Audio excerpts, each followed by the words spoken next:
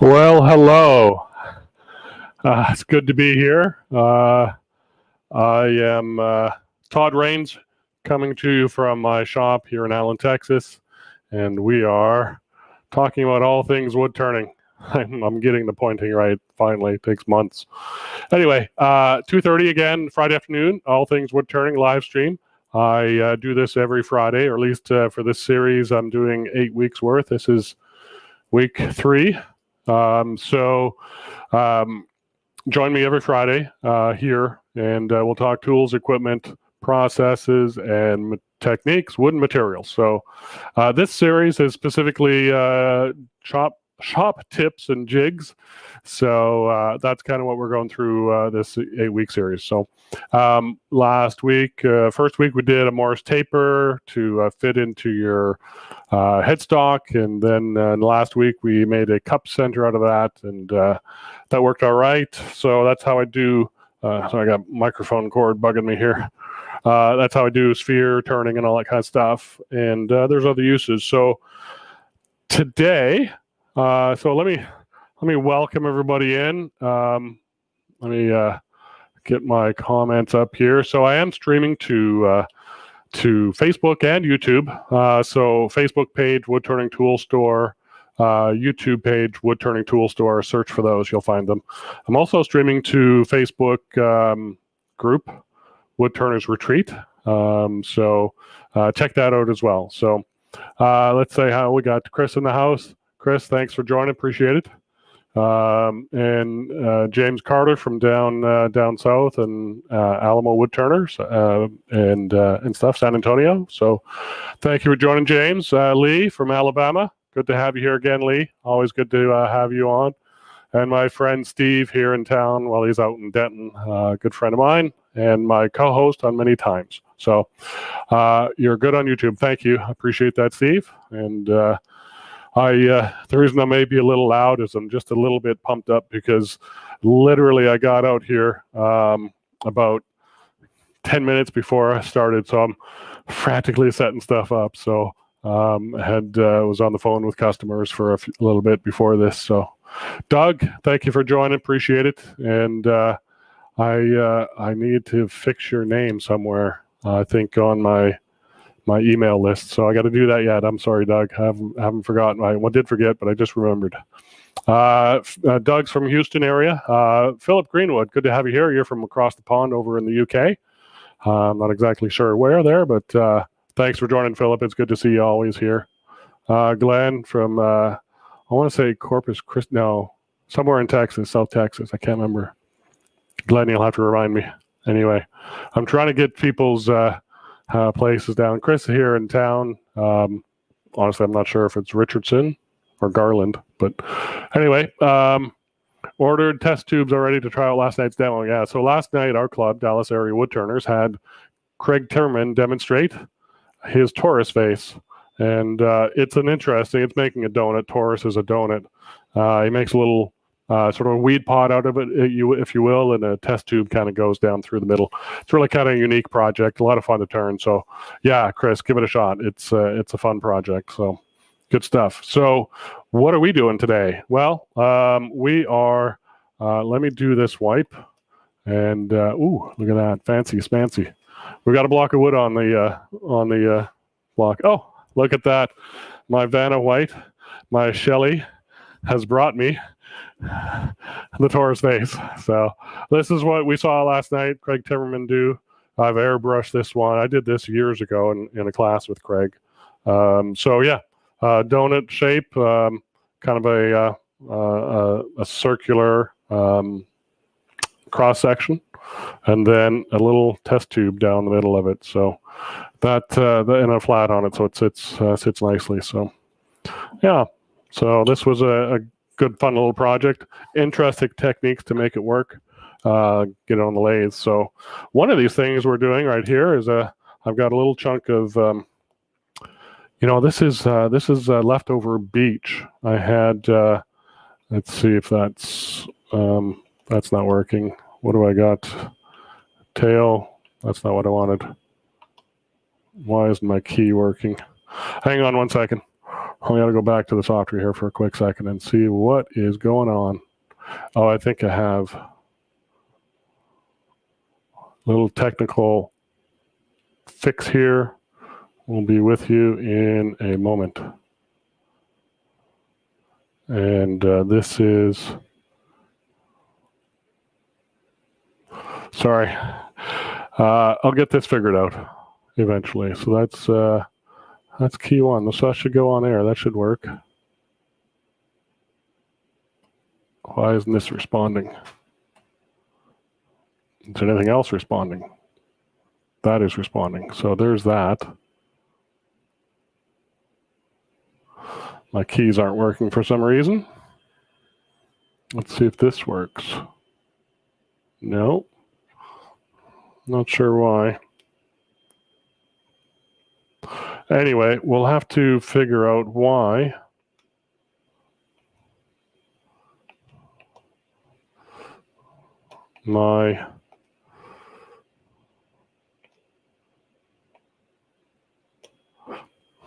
that is really strange. Let's take that off, and then turn that on. That works now. Okay, there we go. So that's a nasty one. Hang on.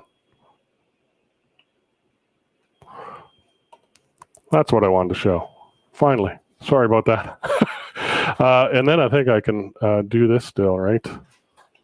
Yeah. You have to switch it off.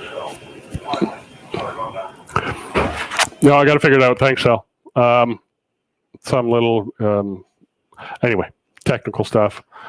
We got a piece of beach. This is beach I had left over from building my workbench over there. I bought sticks of this years ago and made a workbench. I'm looking for my ruler.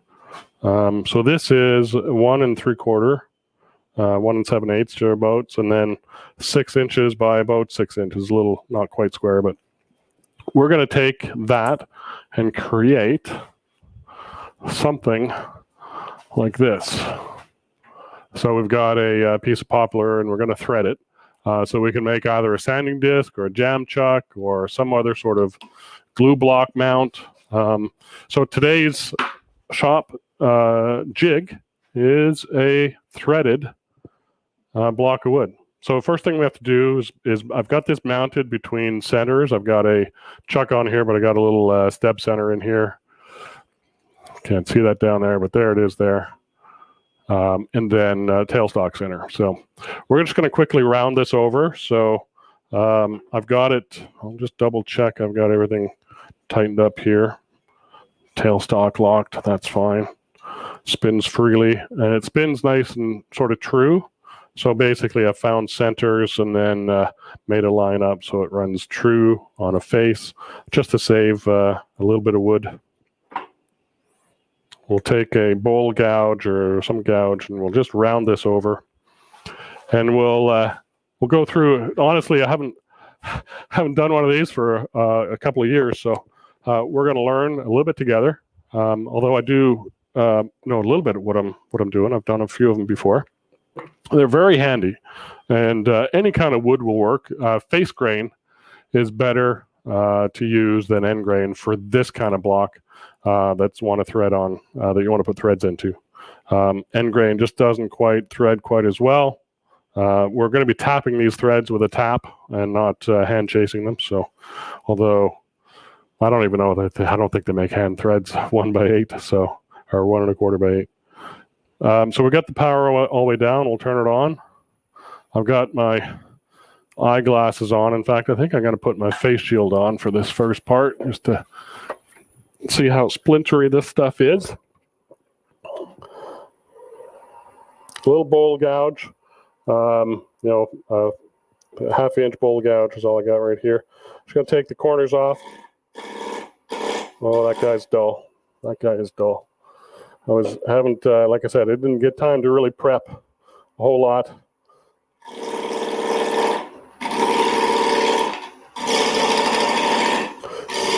So we are just kind of using what we have in the shop for tools. This beach has been sitting around a long time, and so it is dry. It's kiln dried wood, actually. So it is a little hard,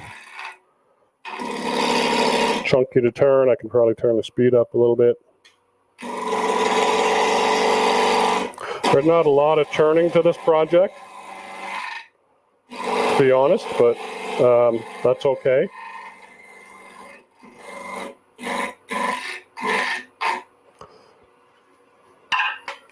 I'll turn this way now. I'm getting a little bit closer to knocking those corners off. A little bit more speed.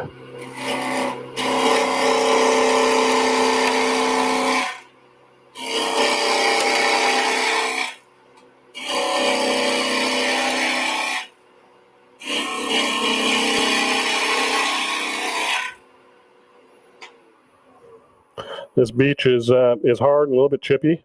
It's like I said, it's been around a while, but it's going to be a good material to do this with. So, tool rest in a bit closer. I do have to sharpen my tools. I didn't get a chance to do that today, so we're dealing with what we got sitting on the cabinet. So I'm pushing a little harder than I really want to. You can really tell when a tool is dull, you're pushing way too hard. But I'm just trying to get this round. Doesn't necessarily have to be round, well this one is.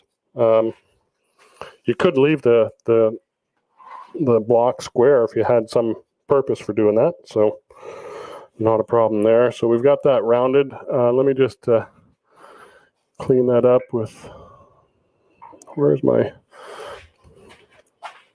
just gonna grab this scraper quickly just to clean up that edge a little bit.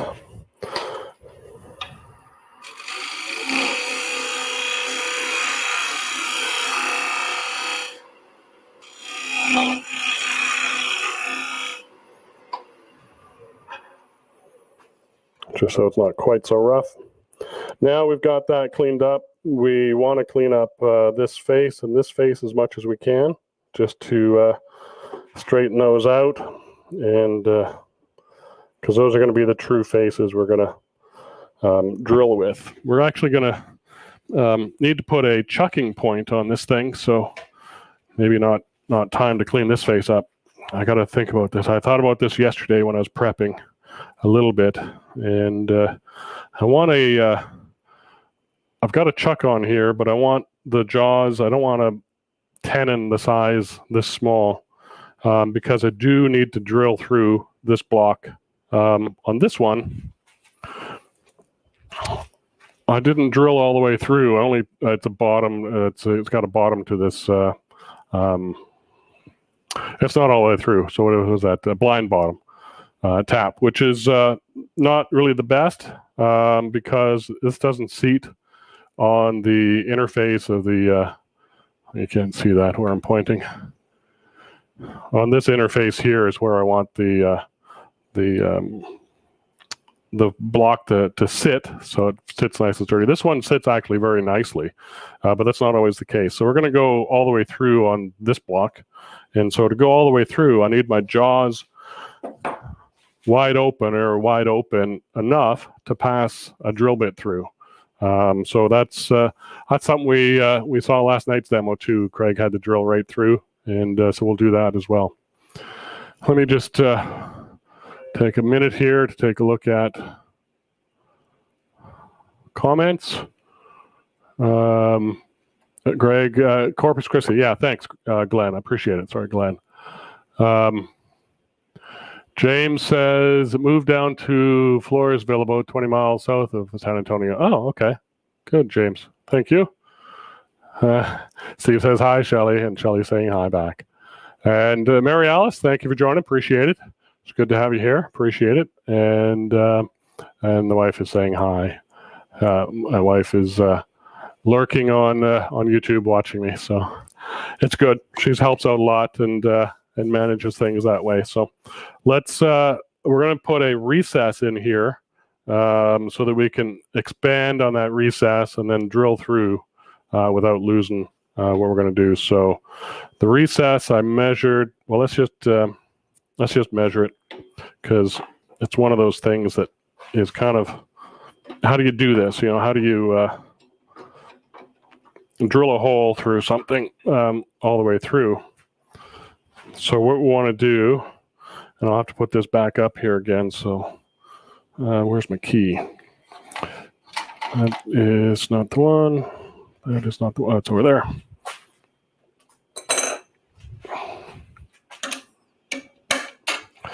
So we're going to drill. We're going to tap this block to fit the spindle. My spindle is 1 1/4 inches by 8 threads per inch, and I've got the tap down here.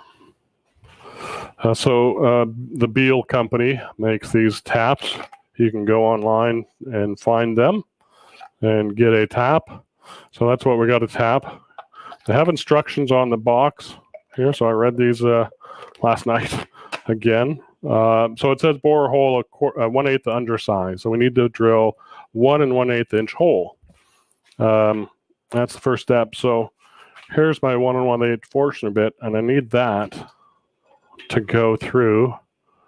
And if I turn this inset camera a little bit, to go through there, because we got to drill all the way through. So that means that we are opening these jaws up. And I know I'm going to open them so they're just about flush on the outside, the slides. So about there. And now this drill bit will go all the way through. All right, so get my hand out of the way. So if I drill through an expansion chuck, that should go through. So we can go probably about there on that. Let's measure what that is. And I've got to move a little bit of stuff. Stuff is in the way. And I'm going to take that off for a second and measure across here. And my battery, is it dead? Oh, it didn't turn on. That's pretty much, it's almost dead.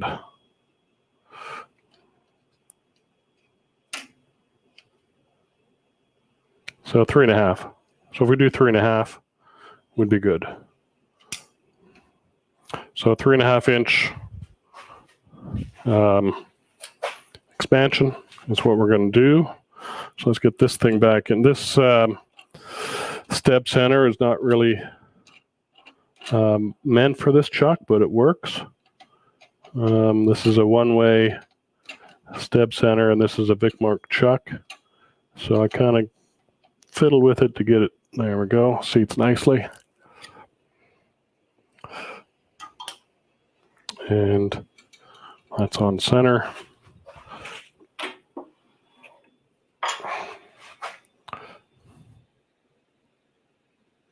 Get that back on there.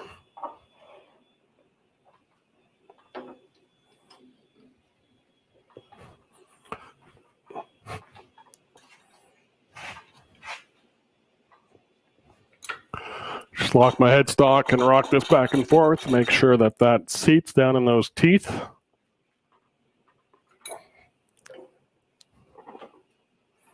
So this is very similar to what we kind of learned a little bit last night on the demo, where we're creating a little expansion chuck in here.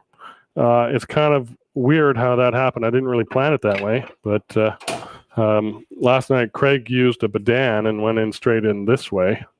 I've got this sort of dovetail recess scraper that I've modified to cut that in there. So that's what we're going to do now. 3.5. Yeah, this is going to work well, but it's more than I kind of planned on how this was going to go. But that's cool. We'll get her done. So I just used my ruler and measured my dividers to 3.5, and we'll turn the lathe speed down. I'm going to touch the close point and not the far point. Describe a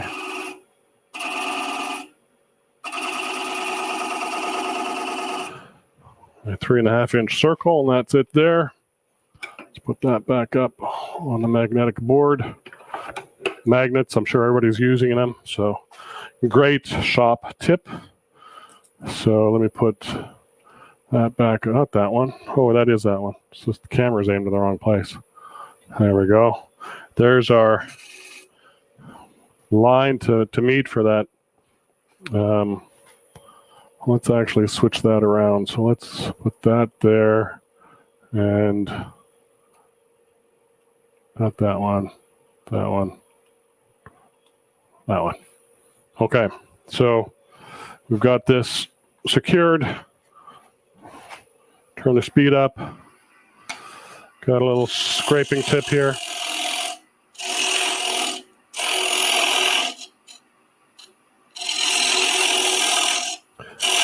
Doesn't need to be too deep, but it does need to be, sorry, my camera's just a little bit in my way. Does need to be dovetailed. My jaws are dovetailed, so I ground this at a bit of a dovetail angle.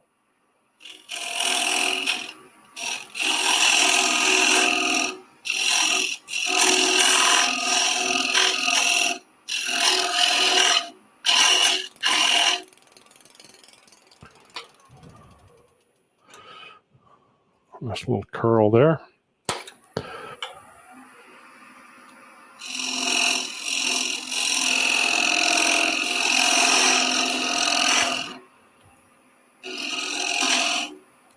And that should be big enough for the drill bit to go through. And then once we get that tapped, we can face this off down to that level. So, okay, I think that'll work. I'll do one more light pass. We got some torn grain there that's maybe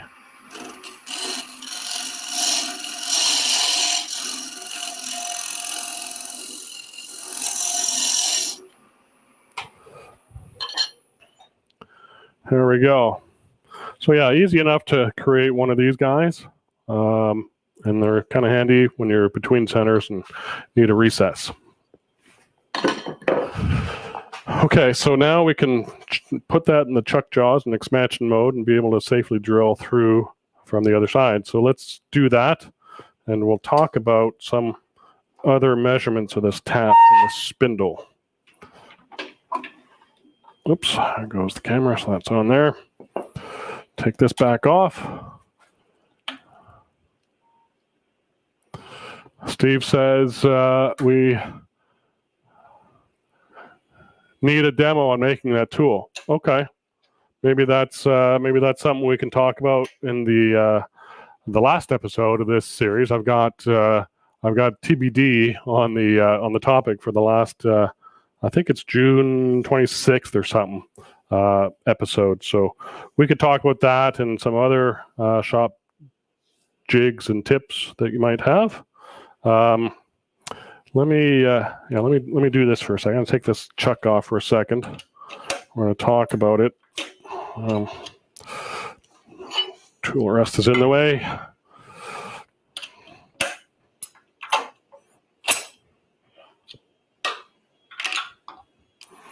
So if we look at the spindle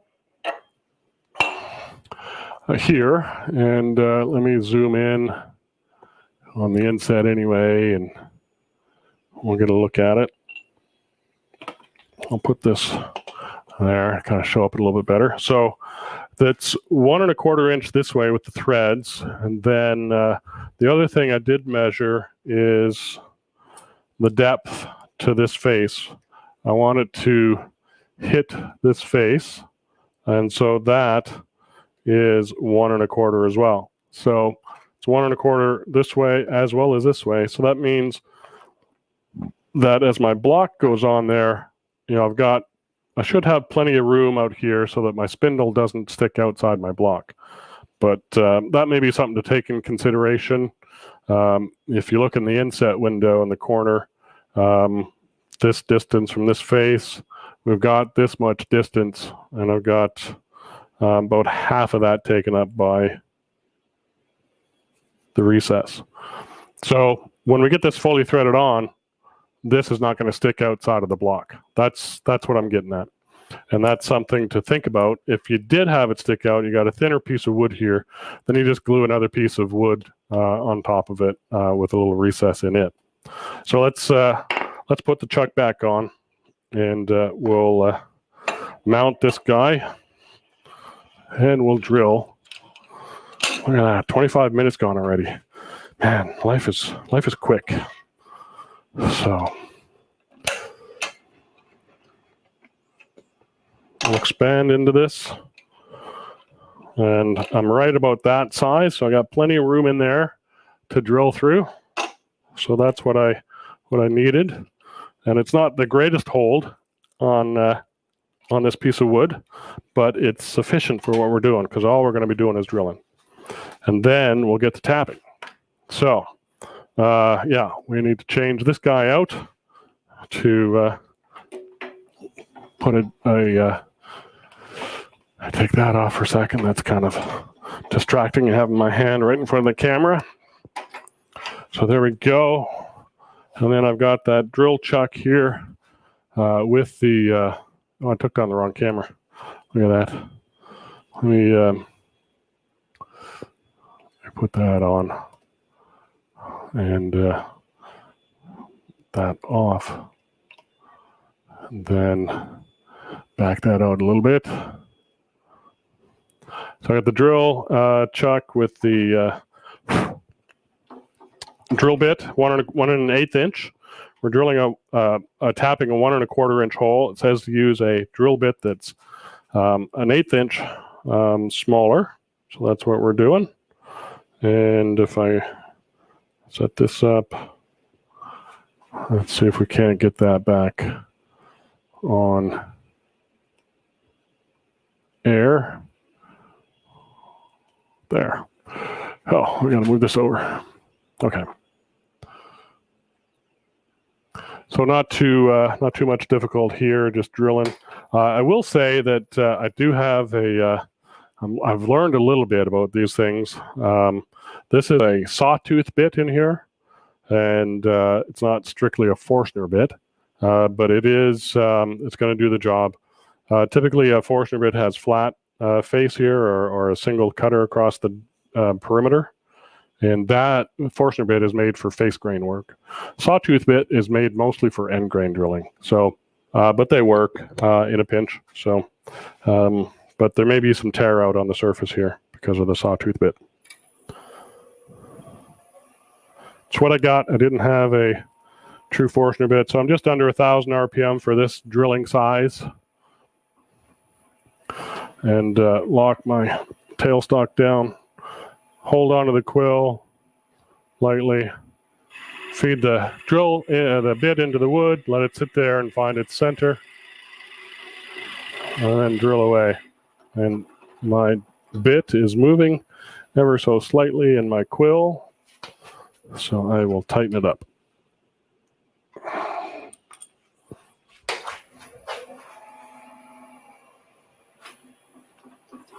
Wind it back up. Drill, chips are ejecting, bring them out, grab a little brush, don't drop your tools, clean that out. Try to use your another tool to clean out your drill bit. Don't use your fingers because it will be hot.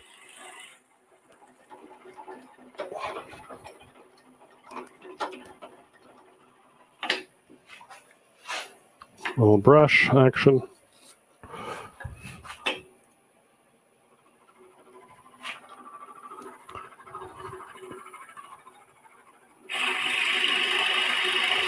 I'm listening for a sound. So it gets, we learned this last night. There should be a higher pitched squeal. I'm going to back that up, building up chips, a little bit of heat in there.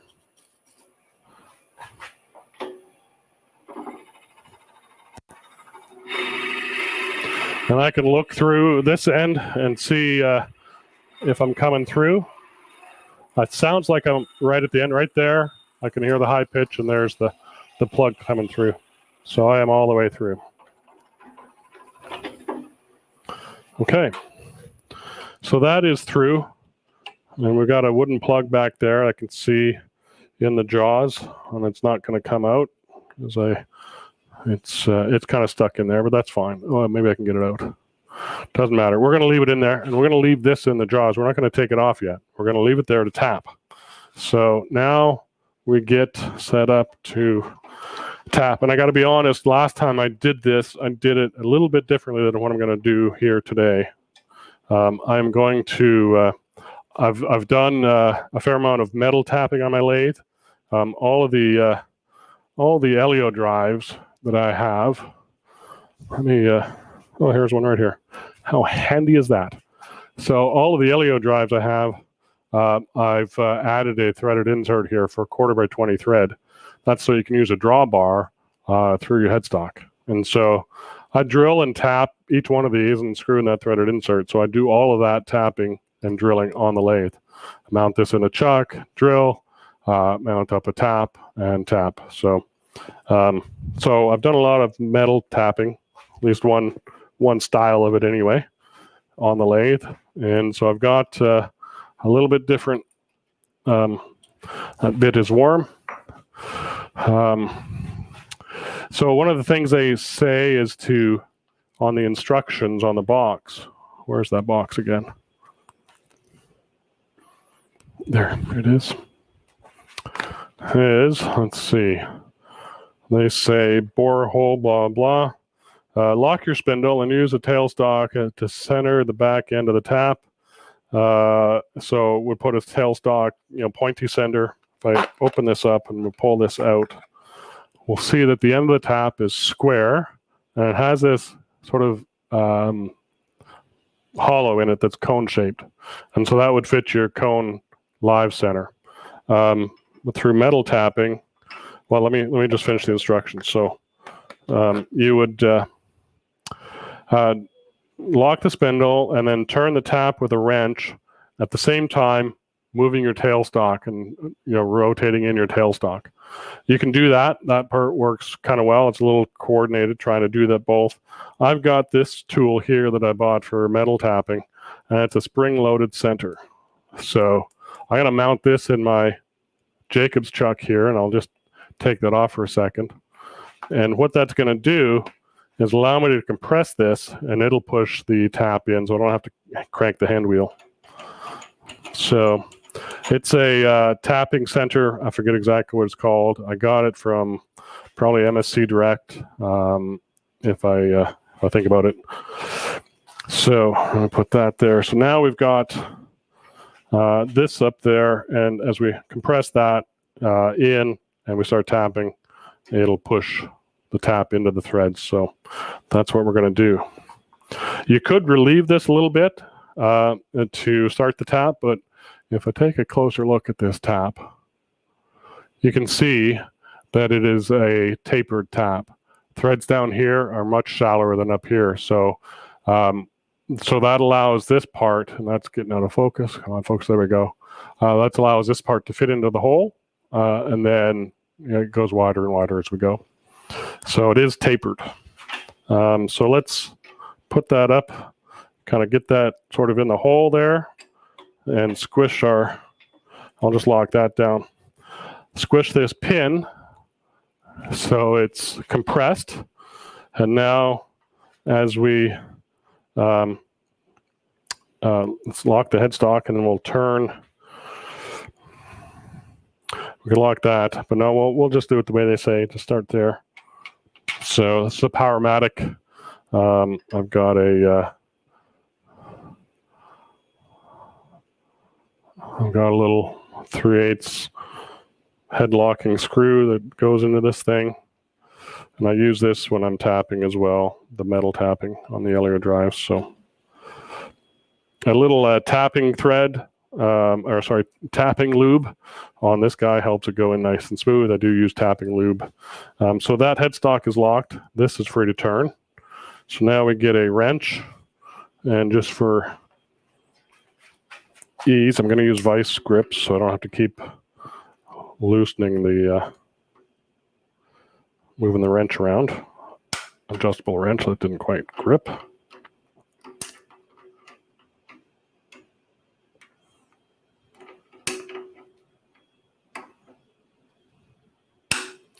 There we go. Okay, so as I wind this up to create threads, this gap is widening. Let me tighten that back down again. And put it that way. There we go. So we're getting some threading action.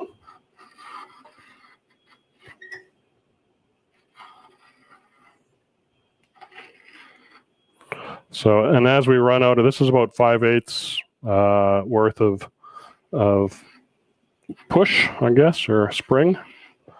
As we run that down, we'll unlock this, wind the tailstock back up, and continue. I'll back it out just to kind of get the chips out of here, let them fall out of the way. It's really important in metal threading to do that. If you caught Cindy Drozda's demo on last Saturday, that is a fantastic demo. She's still, you're able to watch it, the replay, if you go to her site and check it out. It was metalworking for woodworkers, and she did all kinds of metal tapping and talked about safety and all kinds of methods and materials and tools. So it's a good one, enjoyable. So we're cutting deeper, and as we get to this last piece going in, it's getting a full thread the last couple of turns, so it's getting a little more difficult. And our tailstock is coming loose, so I'm going to undo that, tighten that up, keep adding that pressure.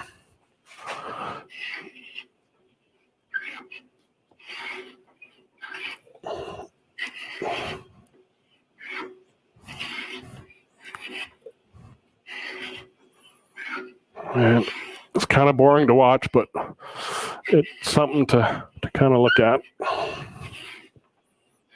And everybody's got to try it once. And once you do one, you'll find many uses for it. Sanding blocks, jam chucks, glue blocks. They just run so smooth on the lathe. So let me see how far we are through. We're not through the bottom yet, so I'm going to keep going. I'm looking down through the top of the jaws to see where the tap is in the block.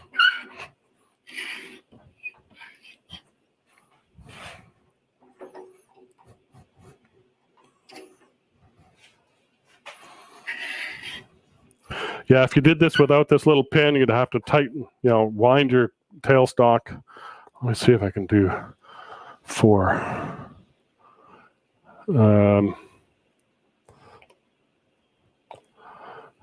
Yeah, 4 is a bit too. Let me get this out of the way. And let me zoom that out just a little bit. So I'd be sitting here with the tailstock, winding it in as I'm turning this guy. And it's a bit of a thing to coordinate. So that's why I like this pin here. If I put that on there, this pin here just adds that pressure that way to get it started. And once it starts going, it's going to start self-feeding. So it's not such a big deal. And the tap is just coming through the bottom side. Again, this is why we have a wide recess, so that we're not damaging our tap by hitting the, and it's turning fairly free now, so I think we got threads all the way down. I'm going to back that off, and we'll take the tap out, go reverse.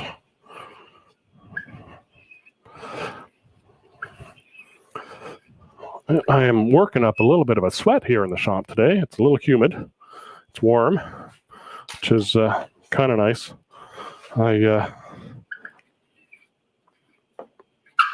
didn't realize how warm it was going to be today.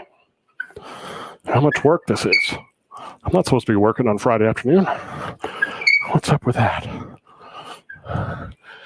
Let's see. Oh, I left that comment up. Sorry, Steve.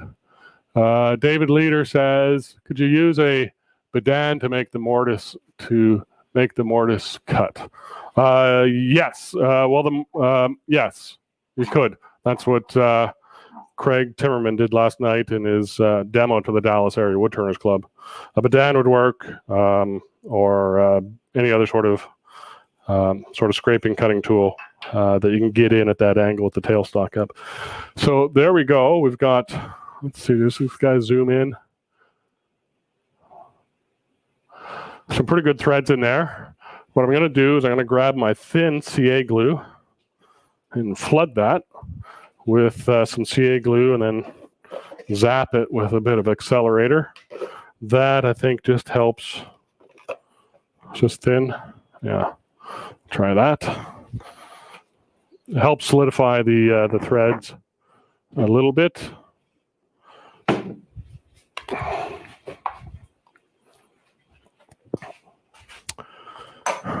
Paper towel. It's kind of nice when you know where things are in your shop. It's been a long time getting there, I tell you. 15 years figuring out how to put things where and stuff. So, oops, I do want to widen this shot out a little bit. I'll take this out so I can rotate, flood the threads with CA glue. I gotta be careful. I don't want to get my chuck wet back there with CA glue, so I'm not going to go all the way to the bottom with the thread, the flooding of the glue.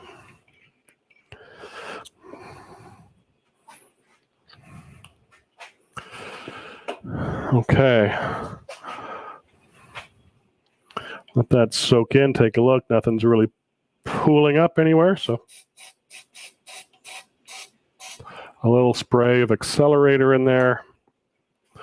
And then we're going to go back and tap again. And just to clean out that glue. Feels dry. Yeah, feels good. Okay, so let's go back and do that again. Bring up our tailstock. Get that in there.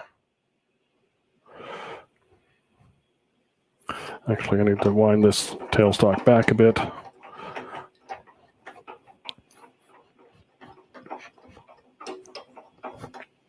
Now bring it up.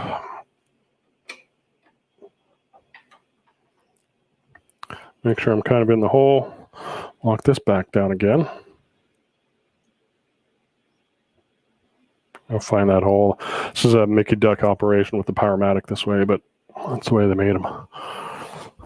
But for this kind of operation, it works. So we'll tighten that up. Run the tap through there. It's going to go really easy this time. Just cleaning up those threads.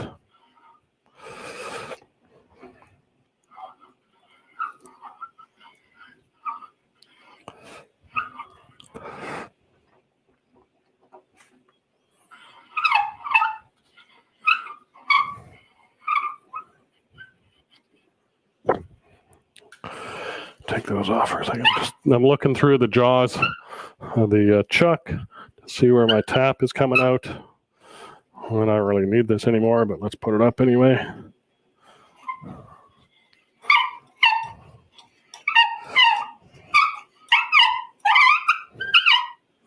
And that tap is pretty much all the way through.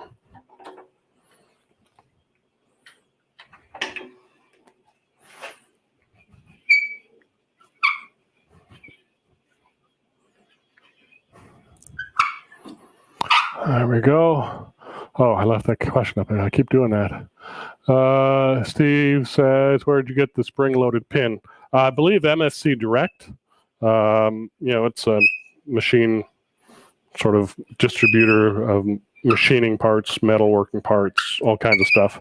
I get a lot of supplies from there. All the taps and the pin, the tap wrench, the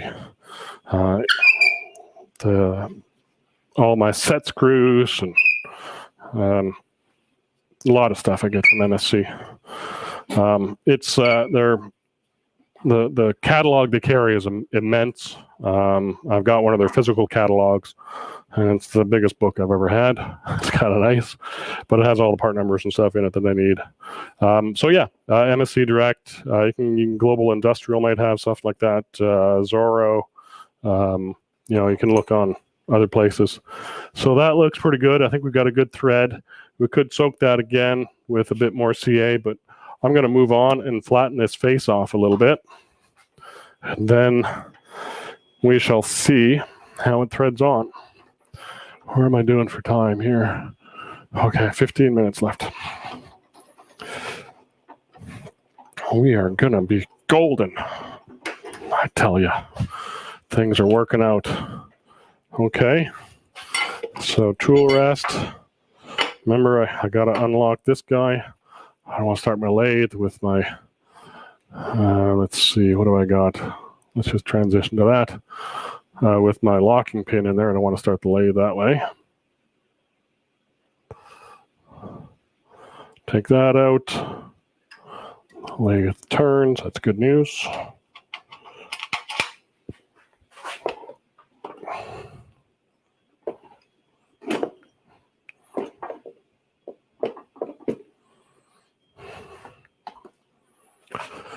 There, and let's find hopefully a tool that's sharp. Maybe I will see what I have in here. That one looks sharp. Let's try that one. Carter & Son 1/2-inch bowl gouge with my 55-degree sweep. And it looks sharp, so it looks like it hasn't been used yet. A little modular handle on that. And we'll just sweep this across and maybe just chamfer this edge a bit. Let me see if I can get...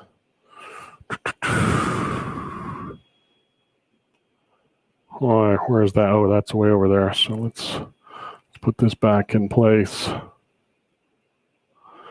There. Turn that on. Tighten this shut up just a little bit. Okay. Straighten that out a little bit. Eyeglasses, safety glasses on. This is just pole cuts. And I'll just chamfer that edge just a little bit.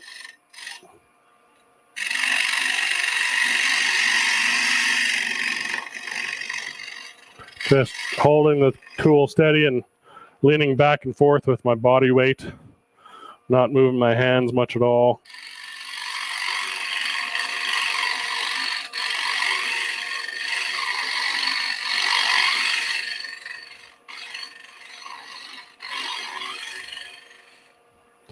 I'm just going to reverse the gouge a little bit, chamfer that corner so I don't cut myself. And we'll take a ruler and just see how flat we are. It's looking pretty good. I'm happy with that. We're cut almost all the way around. A little, very flat sanding block right across this whole face would make that, nice and smooth, but I'm happy with that. So that is that done. So let's take it out. Find my chuck key. Wrong way, Todd. It's a mortise, not a tenon. And we'll take this off.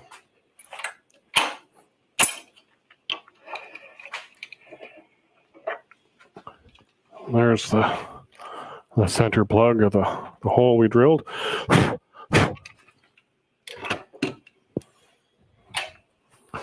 Now, we've got this guy ready to go on here. Here we go.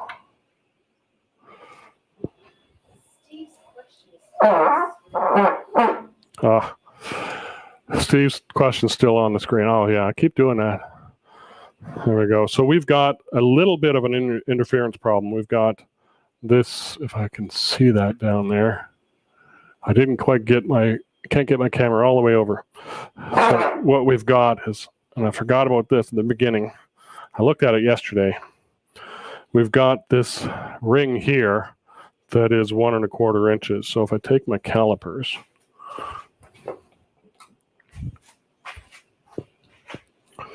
and I caliper the threads, it's 1.25 thereabouts. There we go. But if I caliper this guy, he's 1¼ as well, 1.249. So I need to put a little relief right in here, 1¼ inch across. There, I can't see that, across there. The depth of that, which is probably close to just more than an eighth, slightly more than an eighth, 1.166. So, not quite done. I thought we were. That's one little thing I did forget. So, chuck back on. This back on the lathe.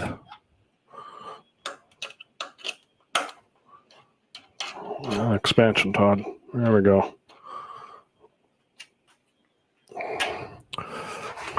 This back up. And this is a perfect time for a badan or something like that. So let's grab one. Oh, I put it away. Well, let's just grab it out.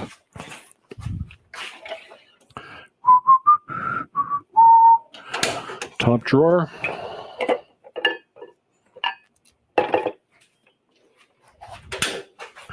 A little badan tool. Where is it in the picture? We're way off scope here.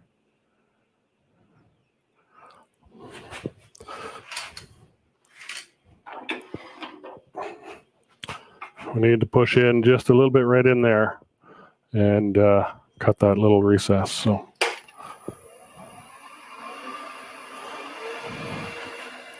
handle up a little bit.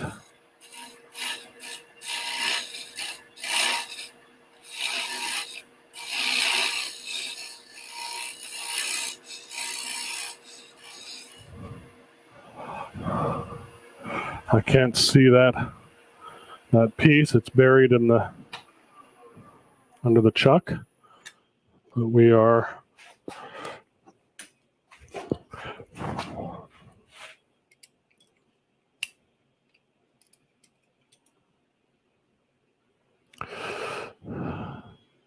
.42, so plenty wide should be, and depth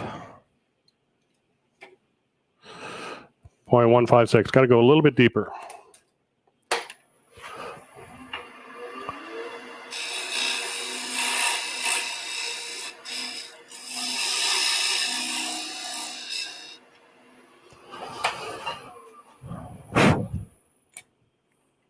There we go. That should do it.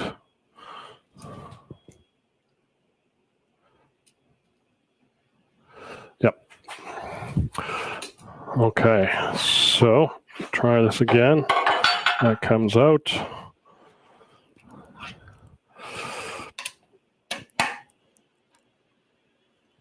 Okay, we're getting close, folks.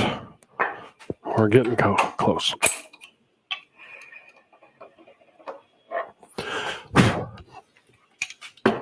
That back up on the wall. Hang that back up. And now we're going to hit right up on this face here. Or we're going to bypass this face and hit on this face. So that's the goal with this little extra recess. And if I can get all the way over.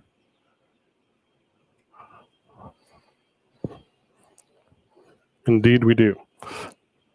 Nice. There we go.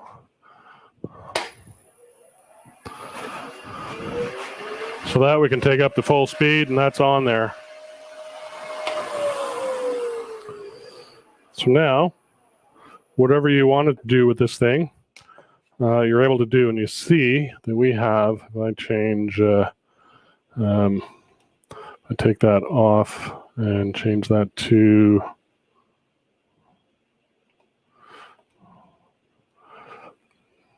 not that one, tail. And bear with me as I move you guys in. Oops. you can see we've got plenty of room here where we don't expose the spindle. So we could face this off down to the surface of the tenon, and would be good. So I'm not sure what I'm going to do with this one yet myself, but we do want to treat the edge. This edge is sharp. This edge is nice and chamfered. So let's level it out anyway, and we'll just finish it off that way. Where's that sharp gouge I had? So we'll take a bowl gouge, we'll remove this stuff and level it down to this surface here. And I think we'll be done. Power, speed all the way down, turn it back up. And oops, lock the tool rest. That would be important. And there's a little crookwards. Level that out for you a little bit.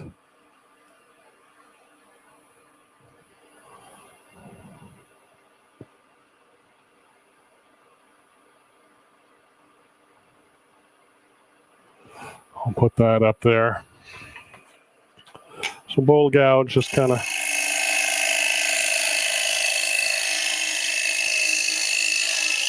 you gotta watch what I'm doing. Yeah, ran right off that. I was watching the camera. It wasn't why I was going a little deeper, and I kind of came out of it.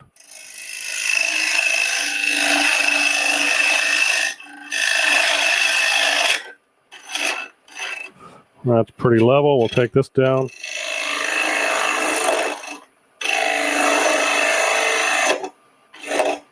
This beach kind of chips out a little bit.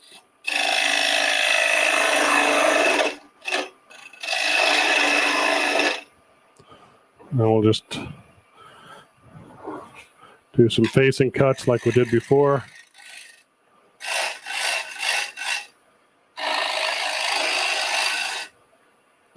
And just make the tool rest perpendicular. And get some consistency with my cuts. Turn the speed up a little bit.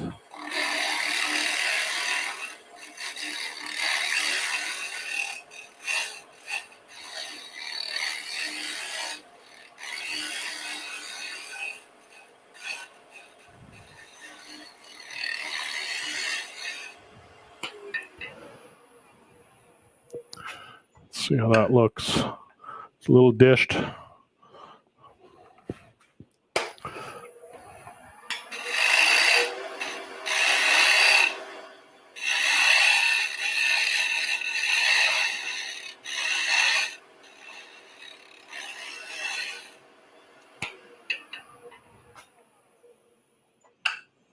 That's getting pretty flat, a little dished in the middle, so a little bit more from about here on out.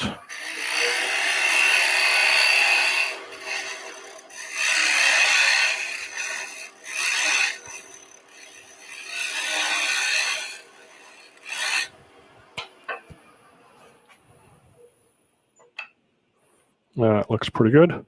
And again, that's kind of a lousy shot from your perspective, but it's pretty flat all the way across. And again, a sanding block across the face would maybe finalize that, take any last minute humps out. But now you've got a great place to kind of stick a 6-inch sanding disc. Put a rubber pad on there for a jam chuck, for a flat surface, or whatever you want to use. You could almost start making doing this kind of technique smaller with a bigger block, a vacuum chuck. So you can start making a vacuum chuck that way. So that's where we're at. Let's see, where am I at here? Glenn says, could you use 2 times material for glue blocks? You could use this as a glue surface. So if you had another bowl blank or something, and you do bowl blanks with, I'm just going to pull this guy back a little bit. Look there. You could glue a bowl blank on there and turn that and then part it off. You could add a another glue block on here to make it bigger, whatever you wish. But yeah, this is the base for a lot of different things you could do. So that's, and they're fairly easy to take on and off. And you have yourself a useful tool. So those threads are pretty good. Let me go up here and see if I can get a good view in there for you. Kind of see. They're a pretty good thread. So, and then this little relief here relieves around the collar around here, and it sits flat on the surface here. So, good question, Glenn. Let's see. Charlie, thanks for joining. Appreciate it. Thank you very much. Tony, dang it. Forgotten, didn't get a notification. Tony, jeez. Sorry, Tony. You just have to watch the replay, my friend. David says, thanks, Todd. I think I'll tap my sanding MDF instead of chucking it. Yeah, it saves you from having to put a chuck on. And as I said, this one I've threaded years ago. God, it's got to be almost 10 anyway that I threaded this. It's still working fine. It's a piece of poplar. It's softer wood. Works fine. It doesn't go all the way up to the end, but it still runs true. It bottoms out in the hole right there just before it meets that little collar. And if I turn that on, if you look up the top, it's running true as ever. That's my finger on the sanding disc. So yeah, works really well. Of course, I wouldn't sand that fast. That's probably maybe too fast. That's probably about the right sanding speed. I don't have anything to sand, so.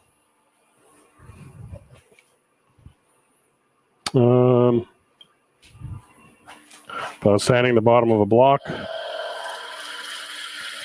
or a box or something like that, still probably a little too fast. Smooths it out, and then if you get all this stuff on your sanding block, a little sanding block eraser. And pine is notoriously bad. I probably shouldn't have used pine. It's got a lot of resin in it.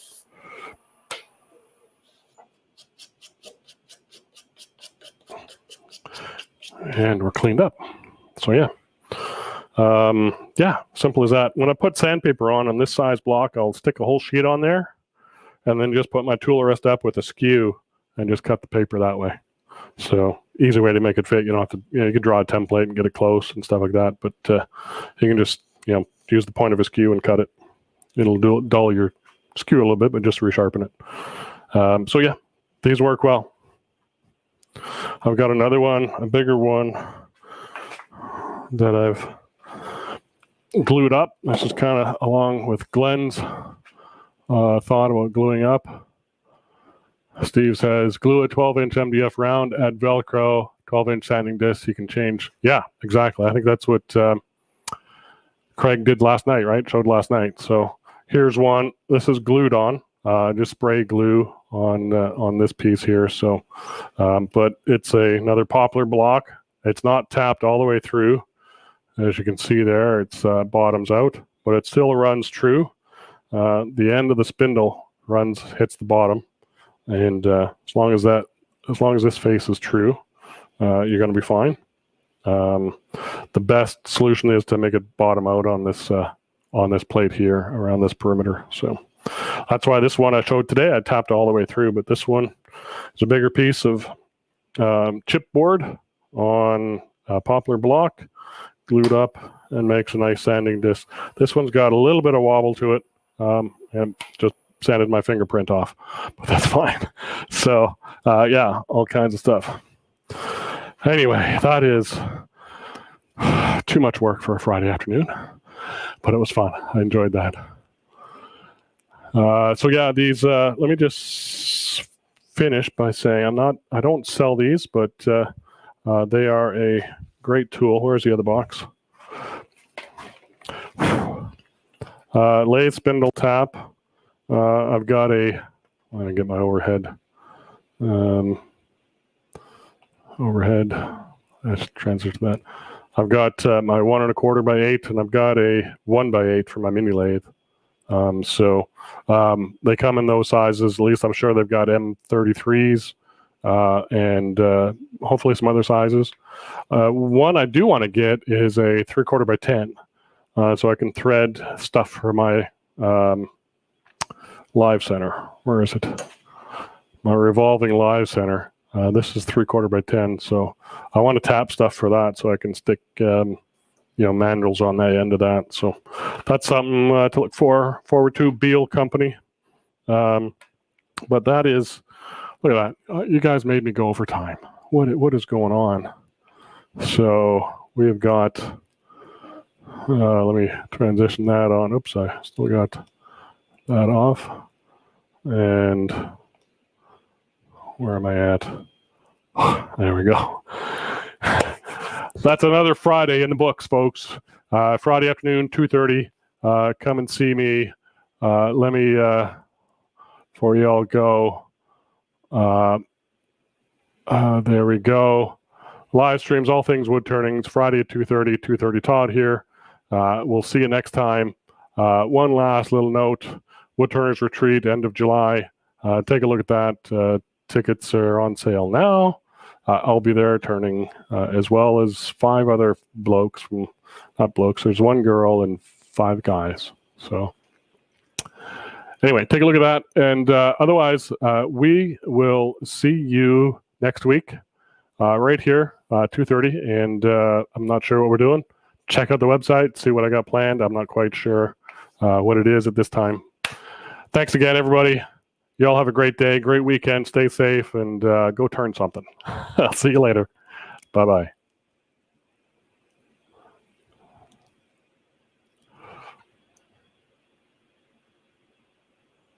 Oh, I can't. There we go.